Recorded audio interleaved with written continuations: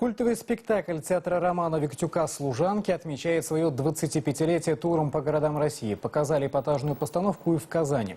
«Служанки» приехали в столицу республики уже в 4-й раз, но интерес к спектаклю не угасает, в том числе и у Дмитрия Пивоварова.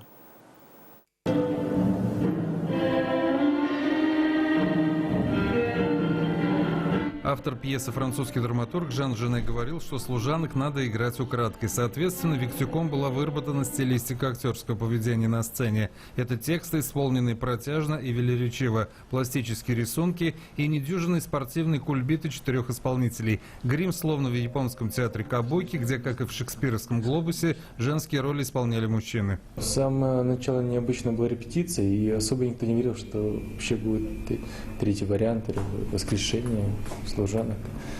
Вот. И когда начали репетировать, до конца еще не знали, что будет в итоге.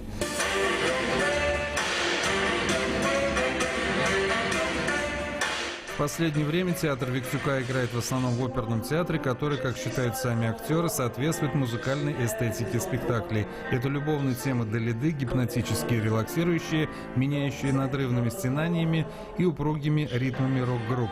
Появившись в конце 80-х, сценический ритуал о служанках, сестрах Клер и Соланж Лемерсье, пытающихся сжить со света свою хозяйку, стал гимном свободы, будь то способ существования или монологи о том, что свобода всегда должна сидеть в человеке, несмотря ни на что. Из третьей версии «Служанок», появившейся в 2006 году, осталось лишь 2 актеров. Это Иван Никульча и самый брендовый актер труппы Дмитрий Бозин. Тогда это было открытие шестидесятников, так или иначе, которые слышали и Софокла, и прекрасно понимали, что служанки, которые описаны в пьесе Жана Жене, говорят софокловым ритмом и слогом, а этого не может быть, значит, это не совсем о служанках. Надо сказать, что и в этот раз служанки прошли неоднозначно. Часть неискушенной публики покидала действо, забегала в буфет, а потом прокрадывалась в зал, пережевывая увиденное. Кто-то выходил из зала с гордо поднятыми головами. Мужчины в костюмах и дамы, опускающие вниз глаза. Кто-то получил некий удар по голове от системы координат спектакля.